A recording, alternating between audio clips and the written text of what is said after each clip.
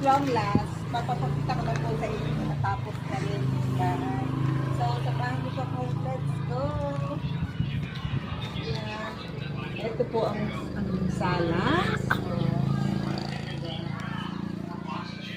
Guys, ito na yung bar. Sabi ko, paano magiging result? Papakita ko sa inyo.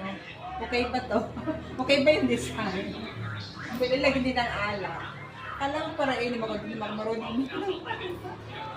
Ito po oh. Okay ba?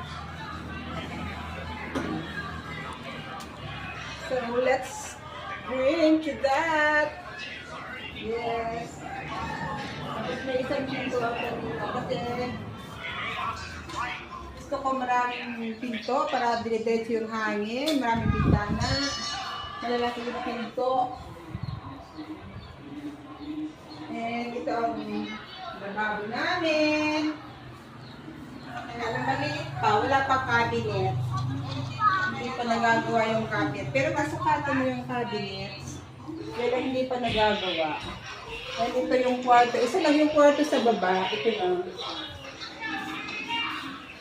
Medyo magulo pa. Hindi pa kami nakakahilig. And ito ang CR. Ayan.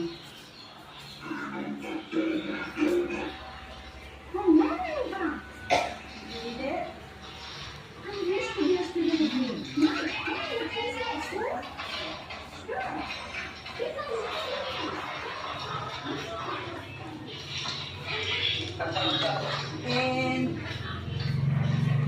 nagagas tayo. May isa pang CR doon sa labas. Ayan mo doon.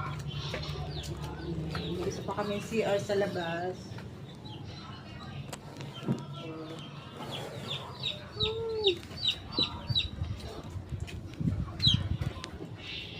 Linis pa.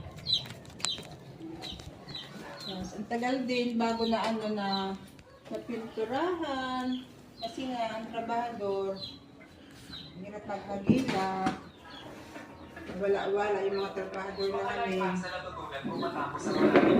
At last, natapos na rin. So, yung masunod ko, yung second floor, mag-available na si Corona, tsaka yung mga boys niya. Pwede na pasimulan doon sa taas.